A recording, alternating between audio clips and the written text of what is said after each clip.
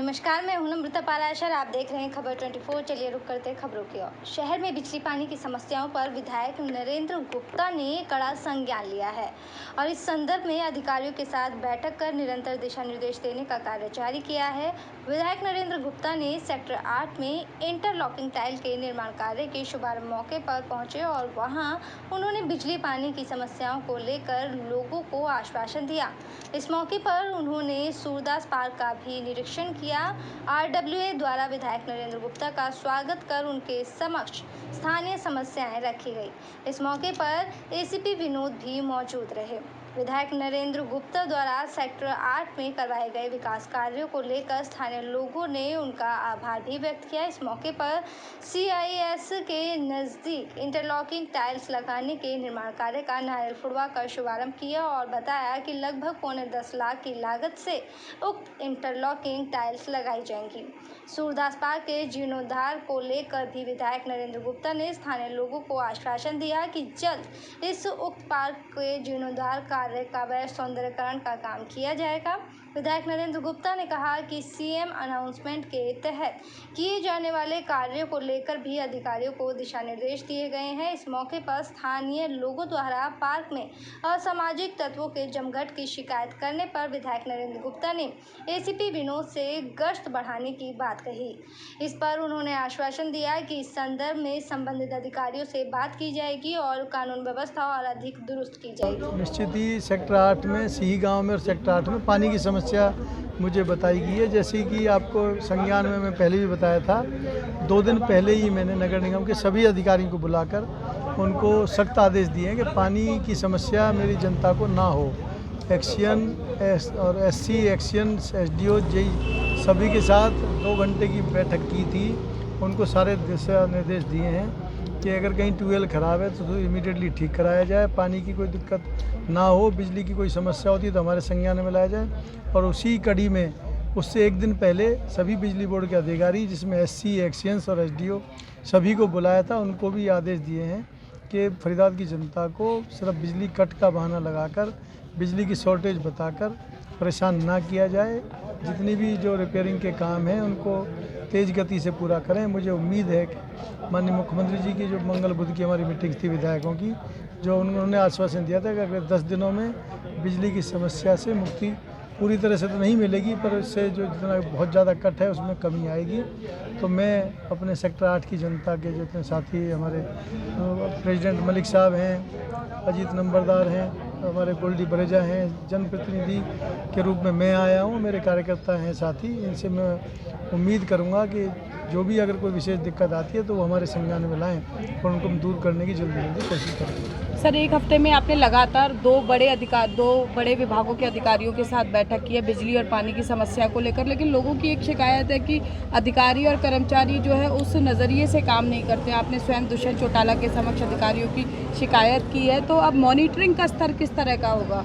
देखिए, grievances committee में मुझे कुछ कामों के बारे में मेरी अपनी जो 2.5 साल से मैं देख रहा था, जब से विधायक बना हूँ, तो मैंने वही बात रखी थी, समन्वय बहुत ज़रूरी है। क्योंकि शहर में या पूरे हरियाणा में डिपार्टमेंट बहुत होते हैं, हर डिपार्टमेंट के अधिकारियों का समन्वय होना बहुत ज़रूरी है, जिससे कि काम की गति तेज़ बढ़ जाती है, तेज़ गति हो जाती है। तो वही हमारा अमृत योजना का काम था, जो वाईएमसी रोड पे काम चल रहा है, और वो हमारा ओल्ड फरीदाबाद से मिर्ज़ापुर तक जो स्टेपी लाइन जानी थी उसकी बात थी। मैंने उन्हें बोला था कि अमृत के जो जेईएसकन हैं उनको डायरेक्टली और जो कंसर्न डिपार्टमेंट्स हैं उनसे समन्वय करना चाहिए, उनकी जिम्मेवारी बनती है। अगर कोई दिक्कत आती है तो वो हम लोगों से बात करें, हम ऊपर मंत्रिमंडल में बात करके सरकार से बात करके उस समस्या का समाधान कराएंगे। सर, फरीदाबाद विधानसभा क्षेत्र के जो सेक्टरों के पार्क है वहाँ लगातार असामाजिक तत्वों की जो शिकायत आ रही है, सेक्टरों में सरेआम चेन स्नैचिंग की घटनाएं हो रही हैं, तो पुलिस के अधिकारियों से किस तरह से बातचीत कर उन्हें निर्देश? देखिए, पुलिस के साथ साथ मेरा कहना है कि जो हमारे जागरूक नागरिक हैं उनकी भी जिम्मेवारी बनती है। वो ऐसी चीज़ें अगर देखते हैं तो उसकी जानकारी पुलिस के साथ साथ हम लोगों को भी देंगे, और हम पुलिस को अगर वो सही ढंग से काम नहीं करेंगे तो पुलिस कमिश्नर को बुलाकर, सब अधिकारियों को बुलाकर इस बात में ज़रूर हम रोक लगाएंगे। क्योंकि शहर के बीच में जो पार्क हैं वहाँ सामाजिक तत्वों का होना बहुत ही गलत बात है। रुक करेंगे अगली खबर की ओर। फैजाबाद में बिजली की कमी के चलते लगातार चल रहे कटों से वर्कशॉप मालिकों को आर्थिक तौर पर भारी नुकसान उठाना पड़ रहा है। कटों के चलते वर्कशॉप से कंपनियों के ऑर्डर पूरे नहीं हो रहे हैं, जिस कारण कंपनियां ऑर्डर रद्द कर रही हैं। साथ ही खाद्य पदार्थों की पूर्ति भी, जिसमें आटा, दाल, मसाले भी बिजली की कमी के चलते प्रभावित हो रहे हैं। हरियाणा सहित देश के कई राज्यों में बिजली की कमी साफ नजर आ रही है।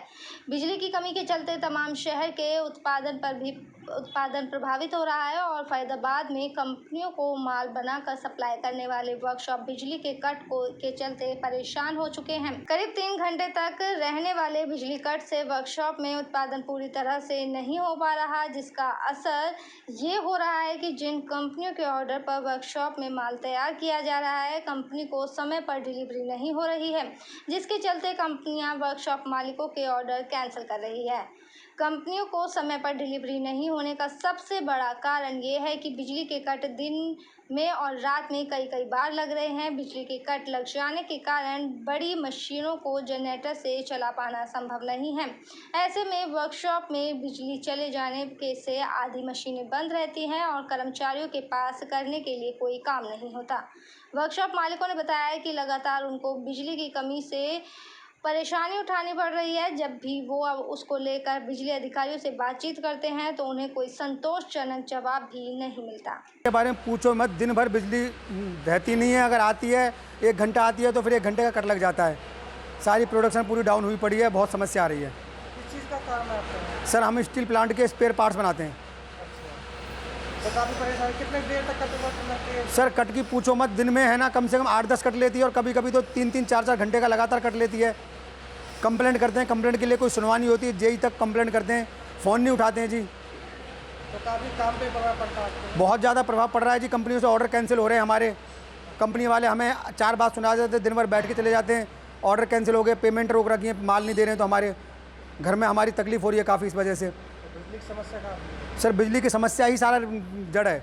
जब बिजली नहीं आ रही है तो जनरेटर से हमारी कोई मशीनें चलती नहीं, और जनरेटर डीजल इतना महंगा हो गया है कि डीजल से जो हमें रेट मिल रहे हैं। क्या नाम है आपका? अरविंद कुमार मोदी। अरविंद जी, जिस तरह से बिजली की समस्या आती है, कट लग जाता है 2-2, 3-3 घंटे, कितनी परेशानी झेलनी पड़ती है? बहुत ज़्यादा परेशानी झेलनी पड़ती है। लेबर को बहुत ही ज़्यादा दिक्कत आती है। कई बार तो 2-2, 3 बार कट लग जाता है।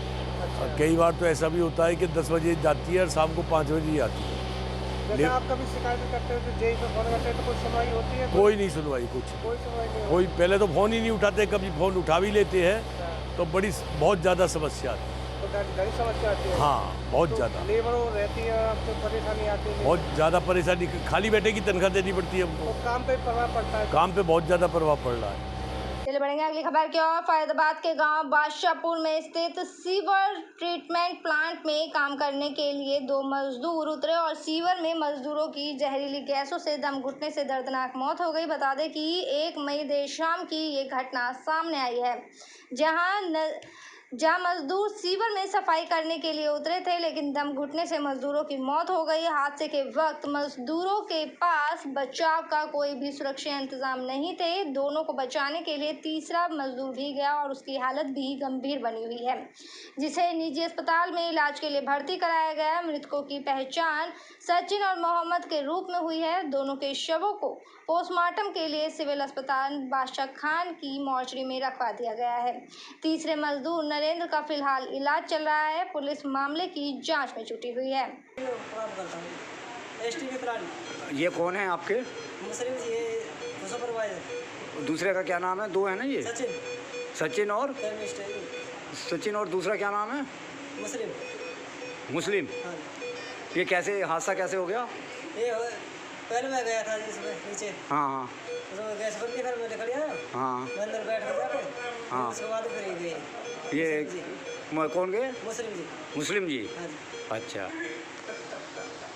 तो अब आप लोगों के साथ जो है हाँ जी। क्या बात हुई थी इतना? आपका क्या नाम है? मेरा सतवीर। सतवीर। कितने आदमी काम कर रहे थे उस टाइम? उस टाइम 3 थे जी। आप थे हाँ।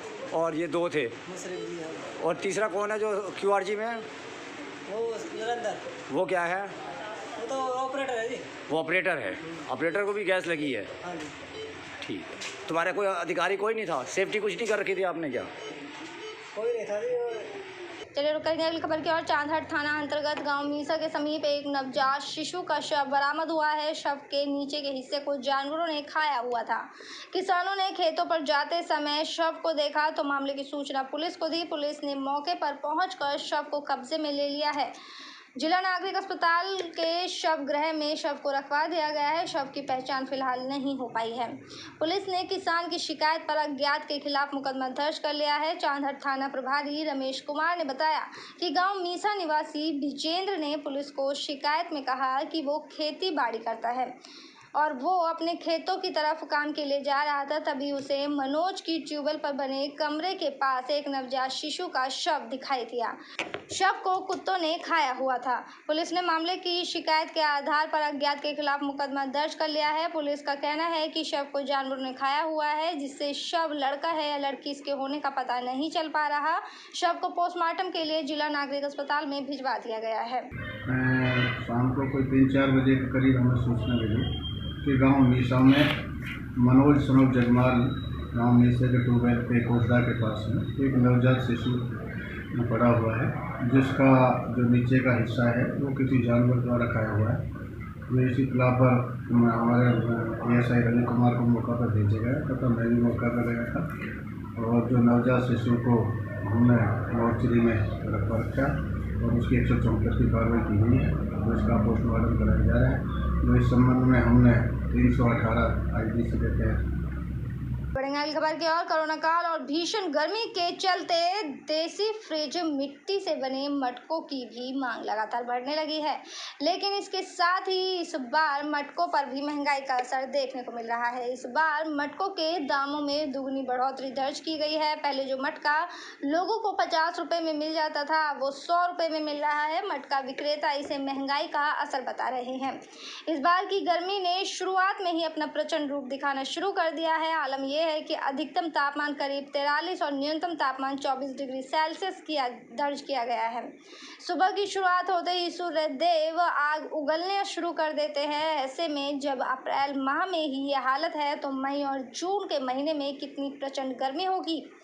वहीं इस भीषण गर्मी के मौसम में पलवल जिले के बाजारों में मटकों की दुकानें लग चुकी हैं और मटका विक्रेता अशोक कुमार और प्रेम प्रजापति ने बताया कि कोरोना काल और भीषण गर्मी को देखते हुए देसी फ्रिज मिट्टी से बने मटकों की मांग लगातार बढ़ रही है। कोरोना की पहली लहर के बाद से लोगों का रुझान मिट्टी के मटकों की तरफ बढ़ने लगा है और तभी से लोग समझदारी दिखाते हुए अब मिट्टी के मटके खरीद रहे हैं, क्योंकि कोरोना काल में फ्रिज का ज़्यादा ठंडा पानी पीने से लोग खांसी जुकाम का शिकार हो रहे थे, उनका गला बैठ जाता था, जिस वजह से वो कोरोना की चपेट में भी आ जाते थे।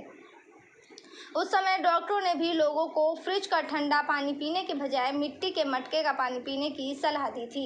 उन्होंने कहा है कि पहले कोरोना काल के समय में वो रोज़ाना करीब 40 से 50 मटके बेच देते थे। अब रोज़ाना 70 से 80 मटके बिक रहे हैं, लेकिन अब की बार मटकों पर महंगाई का असर देखने को मिल रहा है। जी बिल्कुल बढ़िया है। जो कोरोना काल गया 2020 से, उससे काफ़ी मांग बढ़ी है। मटके अच्छे लेकर रहे हैं, पब्लिक थोड़ी समझदारी दिखा रही है, जागरूकता आई है पब्लिक में। पर मैं पब्लिक और सरकार से एक बात कहना चाहूँगा, पहले जो माठ हम बेचते थे 50-60 रुपये का, आज हमें वो 100 रुपये का बेचना पड़ रहा है और फिर भी हम थोड़ी परेशानी में हैं। परेशानी ये है कि ग्राहक मांगता है पुराने रेटों से। जो उस टाइम पे थे उपले 70 रुपये के एक मन, और अब ला रहे हैं हम उपला 150 रुपये मन। जो ट्रॉली हमें 1500 रुपये की मिल जाती थी मट्टी की, वो आ रही है बाबू जी हमारी 4500 की, 5000 की। वो भी मट्टी हमें मिल नहीं पा रही, वो भी कई दिन हमें डोलना पड़ता है जब हमारे पास मिट्टी पहुंचती है। ये बात है जी। और ग्राहकों को थोड़ा वही रेट्स पे चाहिए कि भाई 50 का दे दो, 60 का दे दो, और 100 रुपये से कम हमारा पड़ता नहीं खाता। लोग बाग जाएंगे, बड़ी बड़ी शोरूमों पे जाएंगे, फ्रिज खरीदेंगे या मयूर जग खरीदेंगे, और जिस दिन से कुछ भी लोग हैं, चाहे हम ही हैं या कोई और भैया है, फ्रिज का ठंडा पानी पीते हैं, बीमार हो जाते हैं, कोरोना भी हो जाता है। हम तो मात्र उनसे 100। हर साल डिमांड बढ़ती जा रही है। जिस तरीक़ा से मट्टी ईंधन महंगा हो रहा है, उस तरीक़ा से मटका भी महंगा हो रहा है। फ्रिज का पानी नुकसान करता है, मटके का पानी फ़ायदा करे ना तो गला पकड़ता ना जुकाम बना है वैसे। और मटके की डिमांड फ़िलहाल बहुत बढ़िया चल रही है।